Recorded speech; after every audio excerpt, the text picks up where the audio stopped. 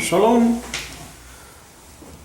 Vamos a terminar ya con la Parashat Trumá esta semana. Ahora estamos en la Aliyá número 6.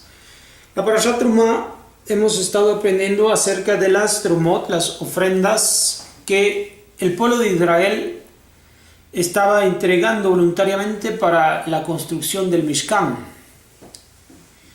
Ya vimos también las descripciones de algunas partes del inmueble y cómo estos debían ser construidos y cómo incluso algunas partes de estas deben ser colocadas. Ahora en la Aliyá número 6 vamos a leer en el capítulo 27 versículo del 1 al 8. Harás el altar de madera de shitín de 5 amot de longitud y 5 amot de anchura, cuadrado será el altar, y 3 amot su altura. Harás sus esquinas en sus 4 vértices, de él mismo serán sus esquinas, lo cubrirás de cobre. Harás sus vasijas para depositar sus cenizas, sus badiles, sus tazones, sus tenedores y sus braseros. A todos sus utensilios los harás de cobre.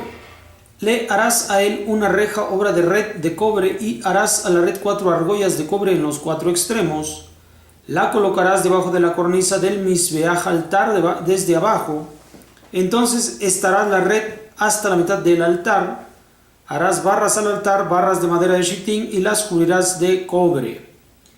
Introducirás sus barras en las argollas y estarán las barras en los 2 costados del altar cuando lo levante. Hueco rodeado de tablas, lo harás tal como se te mostró en el monte, así lo harán. Bien, este es el altar en el cual se deben de llevar a cabo los sacrificios de las ofrendas. En este lugar se han de realizar todo tipo de korbanot, de sacrificios,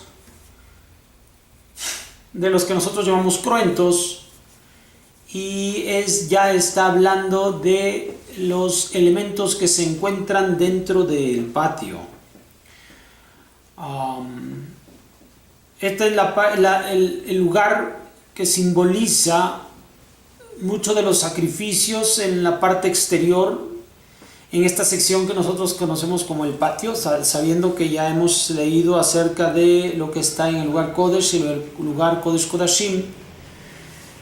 Este lugar, que es el altar del sacrificio, es inmediatamente reconocido, es de dimensiones grandes y cubre de inmediato el Mishkan y está prácticamente en el centro del patio.